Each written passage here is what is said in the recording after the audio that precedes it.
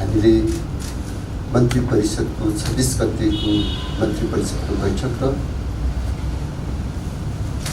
29 गतेको मन्त्री परिषदको बैठकको निर्णय यहाँको बीचमा सार्वजनिकरण गर्नको निम्ति म उपस्थित भएको छु।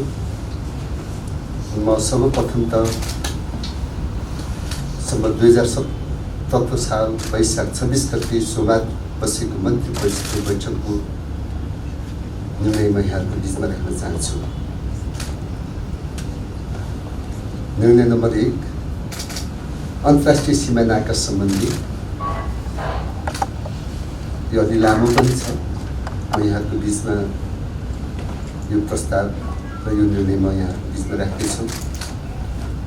नेपालको अन्तर्राष्ट्रिय सिमानामा रहेको नेपाल प्रवेश गर्ने सबै प्रवेश बिन्दु र खुल्ला सिमानाको जुनसुकै स्थानबाट हुन सक्ने यात्रुहरूको आवागमन हाललाई मिति 2077 कार्तिक 30 गते आइतबार तदनुसार 15 नोभेम्बर 2020 मध्यरातसम्मका लागि स्थगित गर्ने गरी निरन्तरता दिने तर स्थल मार्गबाट नेपाल प्रवेश गर्न तोकिएको 13 प्रवेश बिन्दु काँक्राभिट्टा,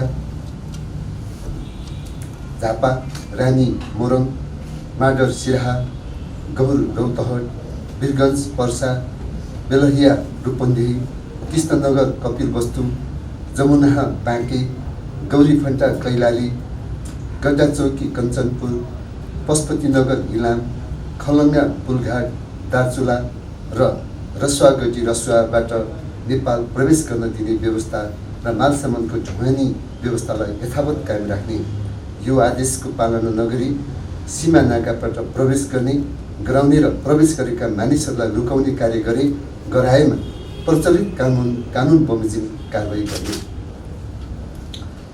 2, विश्वव्यापी महामारीको रूप लिएको कोभिड-19 को सङ्क्रमणको रोकथाम नियन्त्रणका लागि नेपाल सरकारले सङ्क्रामक रोग ऐन 2020 को दफा 2 बमोजिम जारी गरेको आदेश जनताको जीवन रक्षाको लागि हो। यो आदेशको पालना गरी कोभिड-19 को सङ्क्रमणको रोकथाम, नियन्त्रण र उपचारको कार्यमा साथ दिनुभएका नेपाल सरकार सम्पूर्ण दिदीबहिनी तथा दाजुभाइहरूमा हार्दिक धन्यवाद ज्ञापन गर्दछ। साथै सङ्क्रामक रोग ऐन 2020 को दफा 2 बमोजिम जारी गरिएको आदेश र नेपालको अन्तर्राष्ट्रिय सिमानामा रहेका नेपाल प्रवेश गर्ने सबै प्रवेश बिन्दु र खुला सिमानाको जुनसुकै स्थानबाट हुन सक्ने यात्रुहरूको आगमन र स्थगित गर्ने कार्यको कडाइका साथ पूर्ण पालना गराई सहयोग पुर्याउनु हुन नेपाल सरकार सम्पूर्ण दिदीबहिनी तथा दाजुभाइहरूमा हार्दिक अपील गर्दछ।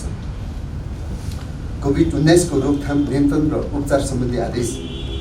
विश्वव्यापी महामारीको रूपमा लिएको कोभिड-19 को रोकथाम, नियन्त्रण र उपचार सम्बन्धमा सङ्क्रमण रोग ऐन 2020 को दफा 2 बमोजिम स्वास्थ्य सुरक्षा सम्बन्धी मापदण्ड पालना गराउने गरी देहाय बमोजिमको आदेश जारी गर्ने।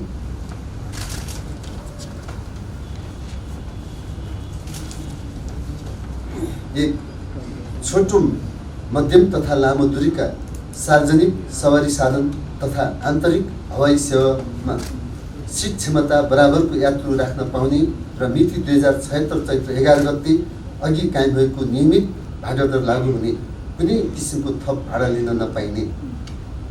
2, मिति 2077 कार्तिक 1 गतेदेखि 2077 कार्तिक मसान्तसम्म जिल्ला कोभिड-19 सङ्कट व्यवस्थापन समिति DCCMCबाट भएको कोभिड-19 को रोग सङ्क्रमण जोखिमको विश्लेषणका आधारमा देहायको अवस्थामा देहाय बमोजिम गर्न सक्ने र सोको लागि आवश्यकता अनुसार स्थानीय प्रशासन ऐन 2028 बमोजिमको अधिकार समेत प्रयोग गर्न सक्ने गरी सङ्क्रामक रोग ऐन 2020 को दफा 2 को उपदफा 2 बमोजिम सम्बन्धित जिल्लाको प्रमुख जिल्ला अधिकारीलाई अधिकार सुम्पने।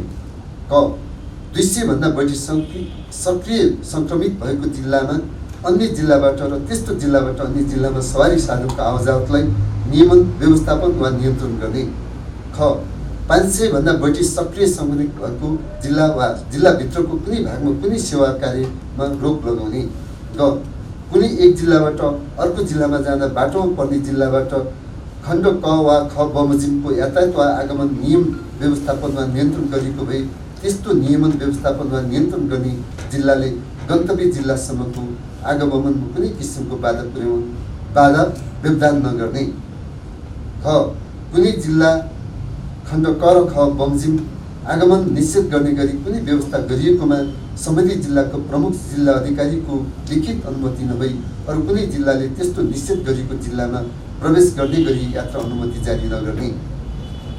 3 विश्वविद्यालय आयोग प्रतिष्ठान बोर्ड परिषद विद्यालय तथा शिक्षण संस्थाले शिक्षा विज्ञान तथा प्रविधि मन्त्रालयको पूर्व स्वीकृतिमा जनस्वास्थ्य तथा सुरक्षा सम्बन्धी मापदण्डको पूर्ण पालन हुने गरी सो मन्त्रालयले तोकेको विधि पद्धति प्रक्रिया तथा अन्य व्यवस्थापनहरू अवलम्बन गरी परीक्षा सञ्चालन गर्ने। लोकसेवा आयोगद्वारा सञ्चालन हुने परीक्षाको हकमा जनस्वास्थ्य तथा सुरक्षा सम्बन्धी मापदण्डको पूर्ण पालन हुने गरी विधि पद्धति प्रक्रिया वा अन्य व्यवस्थाको निर्धारण गर्ने।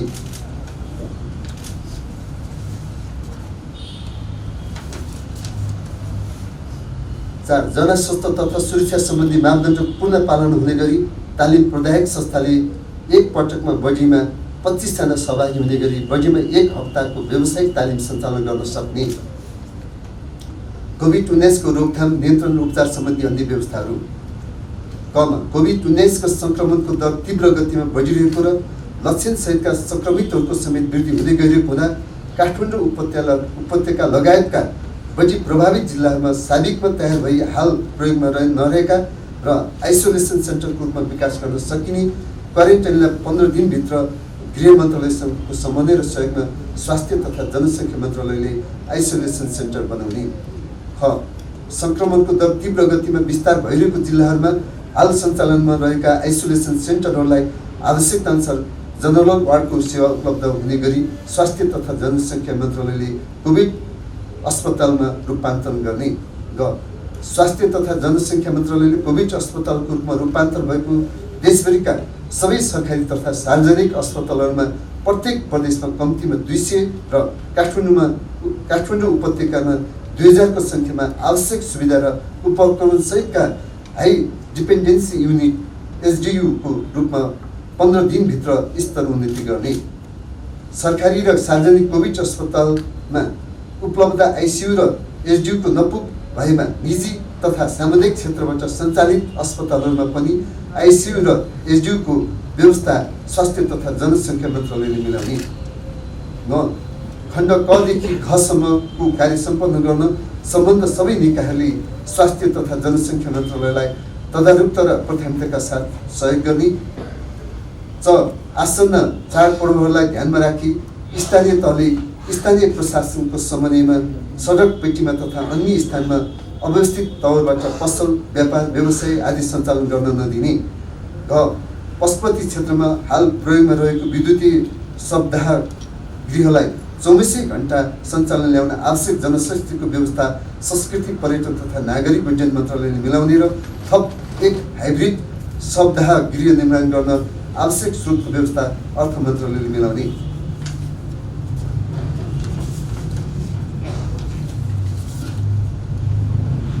नेपाल सरकार मन्त्री परिषदबाट स्वीकृत कोभिड-19 को संक्रमितहरूको आइसोलेसन सेन्टर सम्बन्धी स्वास्थ्य मापदण्ड 2077 बमोजिम होम आइसोलेसनमा रहेका कोभिड-19 का बिरामीहरूको स्वास्थ्य निगरानी स्वास्थ्य परामर्श र बिरामीको आवश्यकता अनुसार अस्पताल पुर्याउने काममा स्थानीय तहबाट स्वास्थ्य कर्मी परिचालन गर्ने।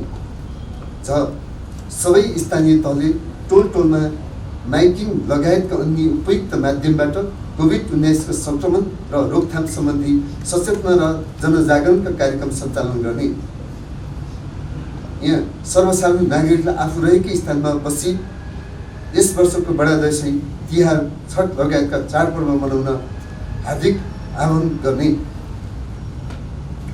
सार्वजनिक आवागमन पेशा व्यवसाय सञ्चालन अन्तर्राष्ट्रिय सीमामा आवत जावत सबै प्रकारका बैठक सेमिनार गोष्ठी तालिम सम्मेलन धार्मिक तथा सामाजिक क्रियाकलाप अस्पतालको प्रबन्ध लगायतका विषयमा नेपाल सरकारबाट जारी भएको आदेश बमोजिमका व्यवस्थाहरू र जनस्वास्थ्य एवं सुरक्षाका मापदण्ड क्वारेन्टाइन तथा आइसोलेसन सम्बन्धी मापदण्ड कन्ट्याक्ट ट्रेसिङ सम्बन्धी मापदण्ड तथा अन्य व्यवस्थाहरू पालना गर्ने गराउने कार्य सम्बन्धित मन्त्रालय एवं निकायले गर्ने।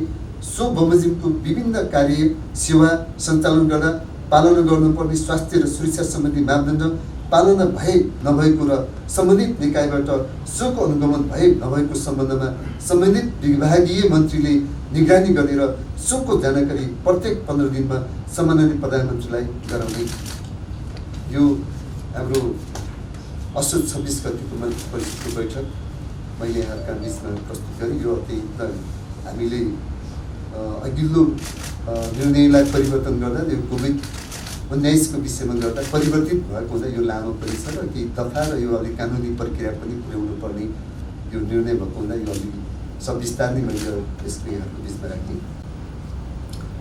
म सम्बत 2077 साल असोज 29 गते बसेको मन्त्री परिषदको बैठकको निर्णय यहाँको बिचमा राख्न चाहन्छु। एकमा कानुन तथा न्याय संसदीय मामिला मन्त्रालयको अन्तर्गतको निर्णय छ। नेपालभरका श्रम सम्बन्धी मुद्दा हेर्ने अधिकार क्षेत्र तोकेर काठमाडौँ मुकाम रहने गरी देहाय बमोजिमको व्यक्ति अध्यक्ष र सदस्य रहेको श्रम अदालत गठन गर्ने। श्री रामप्रसाद ओली माननीय न्यायाधीश उच्च अदालत तुलसीपुर बुटोल इजलास अध्यक्ष, श्री प्रेम कुमार राई भोजपुर जिल्ला खडानन्द नगरपालिका वार्ड नम्बर 10 सदस्य, श्री निशा बानिया म्याग्दी जिल्ला पुलाचौर गाविस वार्ड नम्बर 1 सदस्य। यो श्रम अदालतको निर्णय भयो। परराष्ट्र मन्त्रालय विदेश स्थित नेपाली नियोगको सार्वजनिक खरिद कार्यविधि 2073 संशोधन गर्ने निर्णय भएको छ। रक्षा मन्त्रालयको नेपाली सेनाका प्राविधिक महासेनानी गजेन्द्रनाथ कर्मचारीको पदावधि 2080-8-23 सम्म 3 वर्ष पदावधि थप गर्ने निर्णय भएको छ। रक्षा मन्त्रालयकै नेपाली सेनाका सहायक रथी सागर बहादुर केसीको पदावधि मिति 2078-9-19 सम्म 1 वर्ष 1 महिना 7 दिन थप गर्ने निर्णय भएको छ। श्रम रोजगार तथा सामाजिक सुरक्षा मन्त्रालयको प्रधानमन्त्री रोजगार कार्यक्रम सञ्चालन पहिलो संशोधन निर्देशिका 2077 स्वीकृत भएको छ। स्वास्थ्य तथा जनसङ्ख्या मन्त्रालयको औषधि दर्ता तेस्रो संशोधन नियमावली 2077 स्वीकृत भएको छ। 7 नेपाल सरकारको प्रवक्तामा माननीय सञ्चार तथा प्रविधि मन्त्रीलाई तोक्ने निर्णय भएको छ। 8 नेपाल सरकारको निजामती सेवाका राजपत्राङ्कित विशिष्ट श्रेणीका देहाका अधिकृतहरूलाई देहाबमोजिम सरुवा गर्ने निर्णय भएको छ। श्री मधुसूदन अधिकारी सचिव शहरी विकास मन्त्रालयबाट, सचिव ऊर्जा जलस्रोत तथा सिँचाइ मन्त्रालय सिँचाइ, खगराज दाहाल सचिव उपराष्ट्रपतिको कार्यालयबाट, सचिव प्रधानमन्त्री तथा मन्त्री परिषदको कार्यालय, देवेन्द्र कार्की सचिव भौतिक पूर्वाधार तथा यातायात मन्त्रालयबाट, कार्यकारी सचिव नेपाल ट्रस्टको कार्यालय, डाक्टर रमेश प्रसाद सिंह सचिव जल तथा ऊर्जा आयोगको सचिवालयबाट, सचिव सहकारी विकास मन्त्रालय, यादव प्रसाद कोइराला सचिव प्रधानमन्त्री तथा मन्त्री परिषदको कार्यालय, सचिव संस्कृति पर्यटन तथा नागरिक उड्डयन मन्त्रालय, केदार नेउपाने सचिव प्रधानमन्त्री तथा मन्त्री परिषदको कार्यालयबाट, सचिव उपराष्ट्रपतिको कार्यालय, सूर्य प्रसाद गौतम सचिव सङ्घीय मानव तथा सामान्य प्रशासन मन्त्रालय, कार्यालय प्रमुख सार्वजनिक खरिद अनुगमन कार्यालय, रविन्द्रनाथ श्रेष्ठ सचिव ऊर्जा जलस्रोत तथा सिँचाइ मन्त्रालयबाट, सचिव भौतिक पूर्वाधार तथा यातायात मन्त्रालय, एकनारायण अर्याल प्रमुख प्रशासक अधिकृत काठमाडौँ महानगरपालिकाबाट, सचिव सङ्घीय मामला तथा सामान्य प्रशासन मन्त्रालय, सागर कुमार राई कार्य सचिव नेपाल ट्रस्ट कार्यालयबाट, सचिव जल तथा ऊर्जा आयोगको सचिवालय। यो 2077 साल असोज 29 गते बैठक र म यहाँहरूको बिचमा